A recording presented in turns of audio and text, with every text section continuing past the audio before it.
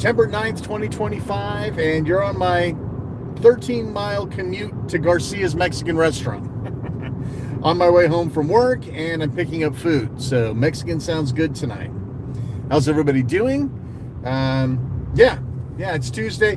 Yesterday I had stuff going on, so I couldn't do the show on the way home. So good for you. You get it today instead. So what's been going on? Let's see. Well, first off, I don't think, let me see if this works out. I didn't get to show you my ELO tattoo my son and I got. I know I talked about it, but I don't think I showed it off. So that's kind of cool now that it's all, hey now, who's here? Shit, I think that was Alex. Is that Alex? Can't see. It's too dark. Yeah, it's Alex J. Lopez. What's going on? So let's see. I've got a couple things to talk about. First, I want to talk about Indiana Jones and the Great Circle. It just released some new DLC, and I know I've talked a lot about this game right here. Hey, Gus is here too. What's up, brother? I talked a lot about Indiana Jones and the Great Circle, the video game. Really surprised me. Had a great time with it. Loved it, and I was very excited to hear there was DLC coming out. And so let's talk about it. It's $20, which is okay. Okay, $20 is a little high, I think, for DLC. But it depends on what you get, right? If DLC is worthwhile, then it's worth $20. So essentially, this was another adventure inside of the game. So you know how some DLC, it's very jarring? Like, it's basically, it's almost like another entry of the game. So you go into the game and you get the menu, and then on the menu is the DLC name, and you click that, it's like you're playing a whole different game, right? I mean, it's the same style and everything, but it feels disconnected. That's what I'm looking for. Well, this DLC merges right into the game. If you played Witcher 3 and you got their DLC, you'll know what I'm talking about. The way that it's just like, it's just part of the game. So in this DLC, Order of Giants, I think is what it's called. I don't have it in front of me. Essentially, you go to the game, right? You load the game after the DLC downloads, and on the menu is the DLC name. And so you're kind of going, oh, that kind of sucks. And you select it. It's like, hey, just go back into your game and go visit the Vatican, and you're going to go meet Father Ricci. So it's just like part of the game. So you go back to where you left off when you finish the game, right? And you hit continue, and you're right there where you left off. So now you got to work your way back to the Vatican, and you meet this Father Ricci, who I don't want to give any plot points away because there's a bunch of twists in here, but essentially it's just like a brand new mission. And there's, I'd say, 4 main puzzles to solve, along with a good boss fight and a bunch of people to ass kick and a bunch of places to explore. So it's really just more of the same, and that's not a bad thing, because the game itself was great. So it was basically just getting another adventure. Now, what's the bad part about it? Well, the bad part is if you're not 100%er, right? In other words, you're not going to go find all the relics, and you're not going to get all of the different things. You're looking at about 4 hours for $20. That's kind of rough, right? I mean, damn, $20, you could buy like 2 or 3 games with that have much longer staying power. That being said, though, it's a quality story. It's a lot of fun. If you love the game, you'll probably already have it anyway, and you're just kind of nodding your head as I'm talking. But if you're on the fence, you might wait. This is not must-have stuff. If you want to wait for $15, I think it'll be $15 before the winter sale, and maybe even less by then. We'll see. But yeah, I mean, listen, if you're solid for $5 or 5 hours, $5 per hour, which is my going rate for entertainment, which is, by the way, not accounting for inflation, right? So, by the way, that comes, for those of you who are new to the channel, $5 per hour used to be what you would pay for a movie. So if you went to the movies, you'd pay $10, you get 2 hours of a movie. So that's why would you expect anything less or more from a game, right? So for me, I'm looking for an hour, a good, I'm talking a solid hour. I'm not talking filler fetch quest shit. I'm talking like a solid hour for every $5 I spend. And at the end of the day, if I got that money out of the game, then I'm okay. If I get more, like I paid $15 for the forest and have like 400 hours in there, that's gravy train, baby. But in reality now, movies are what, like $18 a ticket. So, for 2 hours. So I've got to up my rate to like $9 per hour. But anyway, so $5 per hour of my going rates, it barely met it. But it was a lot of fun. And if you're, looking for somebody to just sort of give you the okay, then I give it the okay. If you're frugal and you want to spend $5 less or so, wait for the Christmas sale. You'll be fine. I'm sorry, winter sale. So I did that this weekend. My big task for the weekend, though, and I know you guys are sick and freaking tired of this, but believe me, when you guys end up doing this, and you will probably someday, you're going to be really happy that I have all this data and you can reach out and get help. So my Unraid server experience, right? So one by one, I'm moving my my JBOD drives into a pool, and essentially you got to get everything off the drive first. And I don't have anything less than 4 terabytes, and 4 terabytes of full drive, copying it into the new pools. That could be like a day or 2 days of copying, right? It's slow going because everything's on USB. It's a USB 3.0, but it's still, if you're getting good speeds, it's like 80 megabits per second, right? Which is okay, but 4 terabytes, that takes a long ass time. So that's what I've been doing, is spending a couple of days offloading a drive, bring that drive into the pool, wash, rinse, and repeat. I'm down to 4 drives that aren't in the pool yet. But I've been constantly trying to get myself off of this box and move myself onto my old server box. Reason being is the box that I built, or that I repurposed for Unraid, it's a little underpowered. It's an i5, an early gen i5, and it's okay for being an Unraid server. But if I'm going to replace my other server, it's got flex. It's got to run SAB-NZB. It's got to run Sonar. It's got to run this. It's got to run that. So you need a little more oomph for that, right? So I've been moving stuff across. I have been starting to implement Dockers for SAB-NZBD, for Plex, and for Sonar. Those are the big ones I use. I don't need Radar and all these other ARGs. I'm pretty happy with that particular configuration. Well, it was very interesting.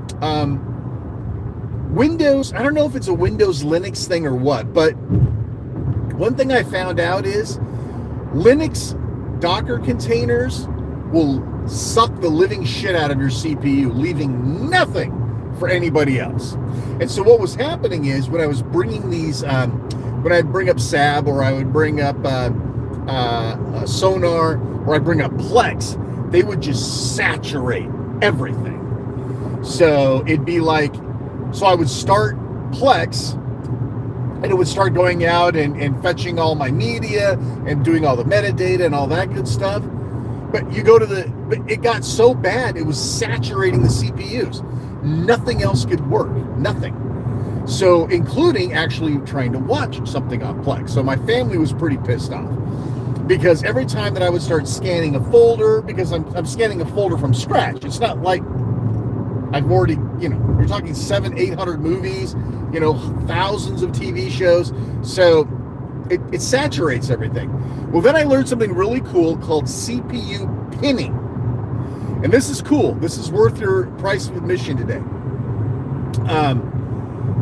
You can actually go in and designate for each Docker how much and what CPU you want to give them. So you can actually, this is kind of cool, because I don't think Windows lets you do shit like this. I can go in and say, okay, SAB-NZB, you get one CPU thread, or one CPU thread, and you get 80% of it. That's it. Do what you do, but you cannot exceed that. And it behaves. Windows would never let you do that. Windows would never work like that. You know, Windows would be like, oh, you'd only like me to use one CPU? Well, that's too bad for you, pal. I'm taking the whole thing. It doesn't work very well. But in Linux, holy shit, you can really do that. And so I was able to like start pinning the CPU, but I've only got four cores. So I've got like 3 or 4 apps, but I need more cores. So I started, I set up this elaborate core balancing shit, which I won't need later on, right? Because once everything is scanned, I'm adding a new movie here, another TV show there. It won't be like this huge saturation of everything. Or I could get my ass off of that i5 and take over my i7 where all my other stuff was. And then I would be able to have 8 cores along with, a much more mature CPU, blah, blah, blah, blah, more memory. Because the i7 is a pretty good server, but it's running Windows and I have to get all my shit off of it. 'Tis the nature of the beast.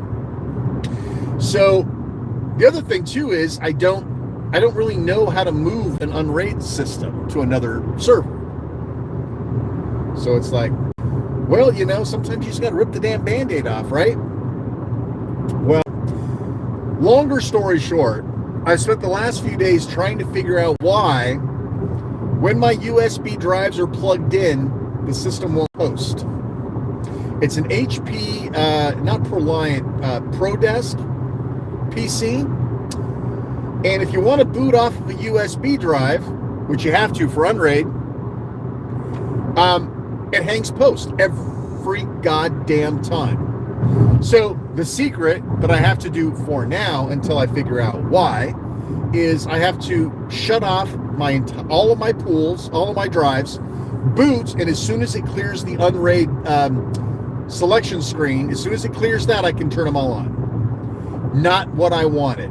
But once it boots up, it's fine. Now, what happens if you lose power? It's not going to recover, right? That's the problem. If you want to just reset your RAID or reboot or whatever, now I've got a manual step of having to shut drives off. I've been researching this for days, and I cannot figure out what's causing that hang. ChatGPT says, well, if you have USB booting turned on, it's going to sit and scan all 11 drives trying to find one that boots, and it's probably hitting one that's holding up post. And it's like, well, that makes sense, but what can I do about that? Other than only turning that one on and off to get around post. I updated my BIOS, yada, yada, yada. I did all that shit, and I'm still kind of hung up in that spot. So I'm not sure what the final end game of that's going to be. But, yeah, I mean, we'll see. Like right now, I've got a shooting solution. The other nasty thing that happened as I moved boxes was my parity drive failed. Right? So if you recall, for those of you paying attention, I bought 2 4-terabyte Seagate Iron Wolf drives so that I could have 4 terabytes of storage backed with 4 terabytes of parity. Well, once I moved everything over to the new box and I finally managed to get the damn thing to boot, the parity drive is offline. It says disabled, no can do. I don't know why. So I pulled the parity drive out. I took it over to a Windows machine. I formatted it. Everything was fine. I figured I was a victim of another bad Seagate drive, but drive seems fine. So I've ordered new cables, new power leads, and everything else so that I can try that piece again, because I really want that parity drive up there because, I mean, that's my backup, right? So that was the other bad part of the deal. Now, the other cool thing that I learned about, I mean, it seems really stupid when you think about it, but it was new to me.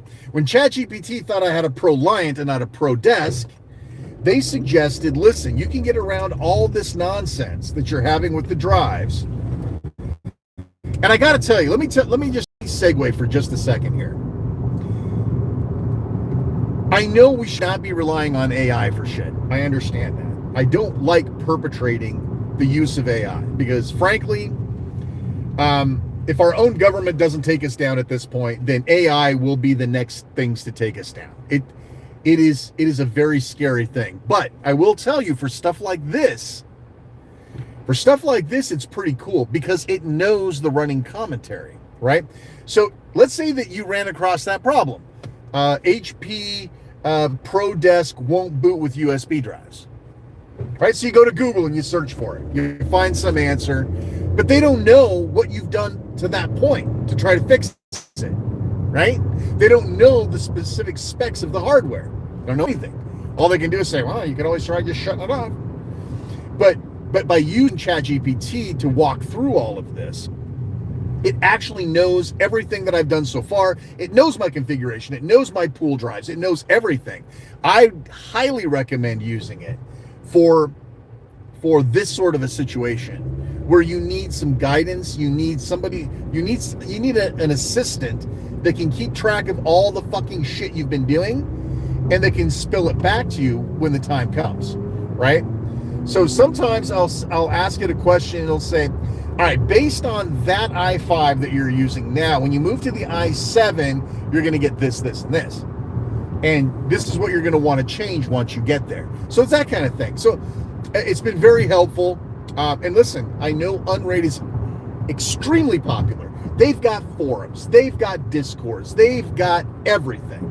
But there's something kind of cool about this kind of running dialogue that you can have with the AI that keeps track of everything for you. And I thought that was pretty cool. So I did want to share that as a positive AI experience for once.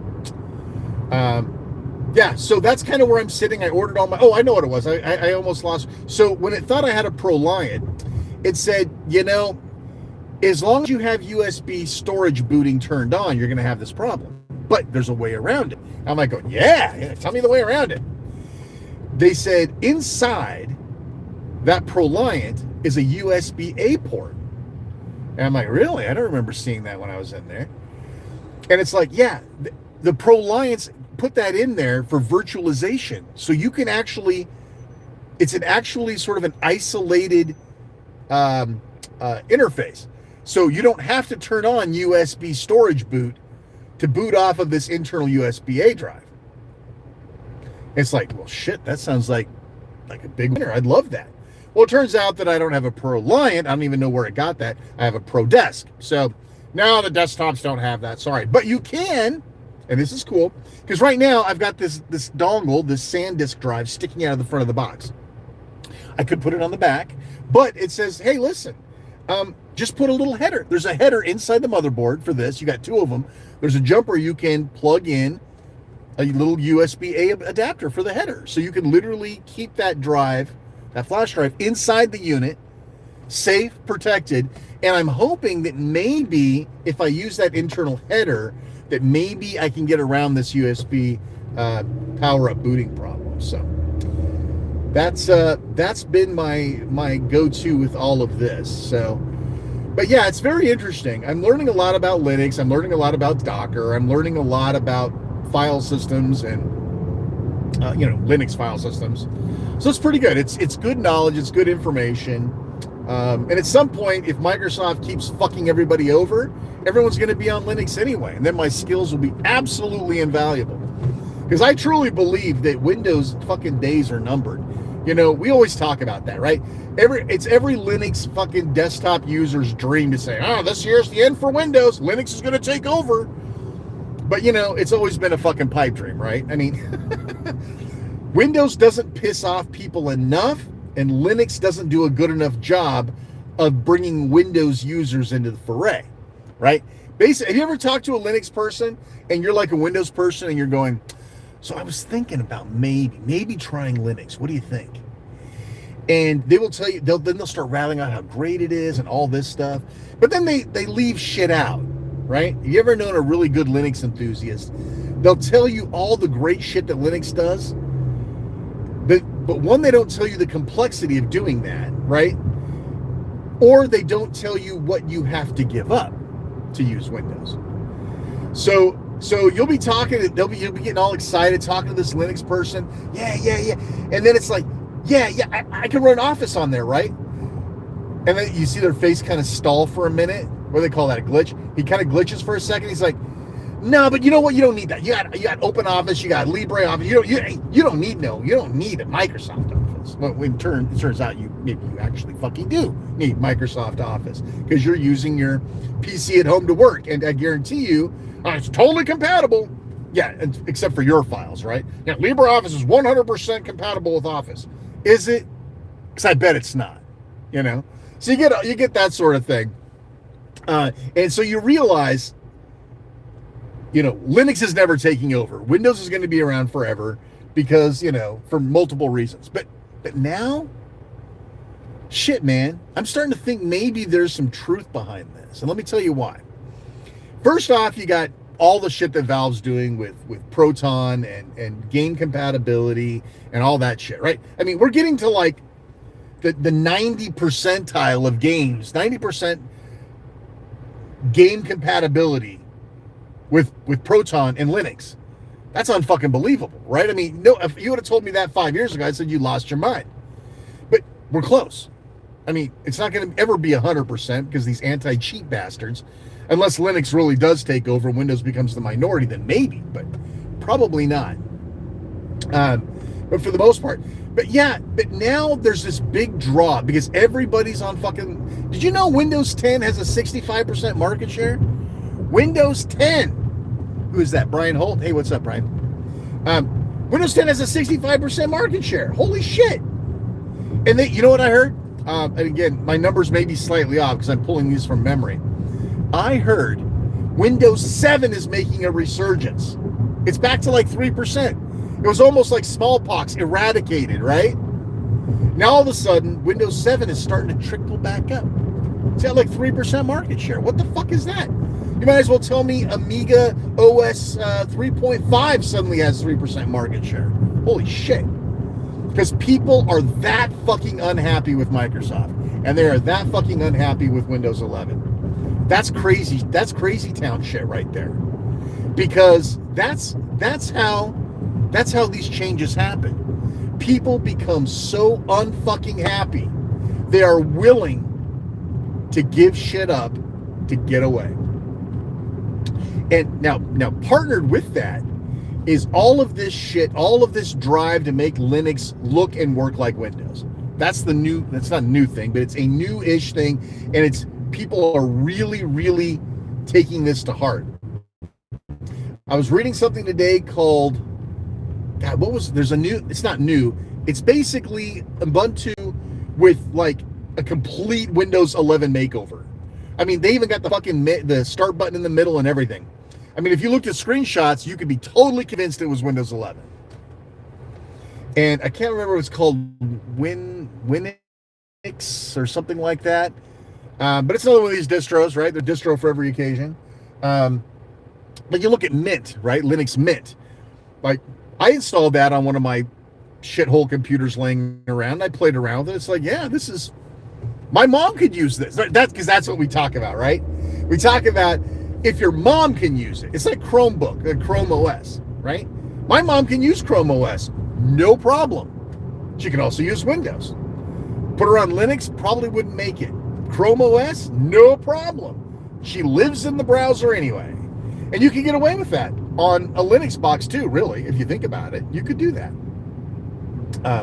But now it's to the point to where, like, I could slide this Winix or whatever the hell the name of it is, I could slide this into my mom's computer, and as long as I copied over her fucking bookmarks, she might not even know. That's crazy shit. That's where the tide can turn. And Microsoft is ass and elbows involved in everything that's pissing people off. And I love that, right? They're shoving AI into everything. They're taking pictures of your fucking desktop every 2 seconds. It's really kind of fucking crazy what Microsoft is up to. They're forcing these Microsoft accounts down your throat. They're trying to take away any sort of privacy. They're loading it with telemetry. Ads are popping up. But basically, ask anybody your least 10 fucking favorite things about computers and technology, and Microsoft is actually like making them happen in spades. Yeah, people are pissed off, man. I know people that would rather take a shot to the fucking head, a bullet to the brain, rather than use Windows 11. Some of them might be even listening right now. So I get it, for a lot of, and I've said it before, so this is nothing I've never said, but like Chrome OS, a Chromebook, would suit 80% of the people out there. I truly believe that. My mom could use a Chromebook. My dad could use a Chromebook. Most of the people that I know that aren't in IT, give them a Chromebook, man. As long as they can open Chrome, that's all they give a shit about. Can they play music? You got it. Can I listen to Spotify? Fine. Yeah, you're good. That's all they care about, man. And honestly, people are even losing PCs altogether, right? How many Gen Zers do you know that actually own a PC? Not a lot of them. I keep running into them all the time. I've gotten to the point to where I just assume that if you're under the age of 30, you probably don't have a PC. And that blows my mind. How does anybody fucking survive in today's world without a PC? Be on my phone. Dude, there are some things that are great to do on a phone. There are other things that are not fucking great at all to do on a phone. You know, a friend of mine we were just talking about that today. I would rather fucking have screws turned into my thumbs than to use a phone for certain things. Absolutely. But these Gen Z kids, if it's 10 times harder, they will still do it on their phone. Some of them because they don't have any choice, right? So interesting stuff. But yeah, I think we might be almost there. I mean, a reasonable chance. Not that Linux is going to become the new desktop, but I'm thinking that Linux may have a chance here, especially if Microsoft keeps fucking up the way that they're doing. Time to look at the chat before I go in and get my food. All right, here we go. Why can't I see? Okay, yeah. Gus is here. She'll say, why does the shutdown button look different? Yeah, I know. Troubleshooter Windows doesn't work. My tablet has been my phone for like the last 6 years because of the SIM card. Yeah, sure. Yeah, I mean, listen, you got so many options now. The reason that Windows worked to begin with is they were giving it away, right? It was they basically found a way to force it into the enterprise, even though some enterprises are all Linux now. And they managed to wedge themselves into it's too much of a pain in the ass to leave. Those days might be coming to an end, especially if you say it's super easy to leave and, right? It's not a matter of it's just super easy to leave. It's super easy to leave and we're going to fucking screenshot your computer, send it to Microsoft servers. I know that's not how it works, but you get the idea. You piss them off and it's easy to leave. Now we got ourselves a game. All right, I'm going to go get my food. Thanks everybody for tuning in. I'm Shane R. Monroe. Thanks so much for watching. Take care. We'll see you next time.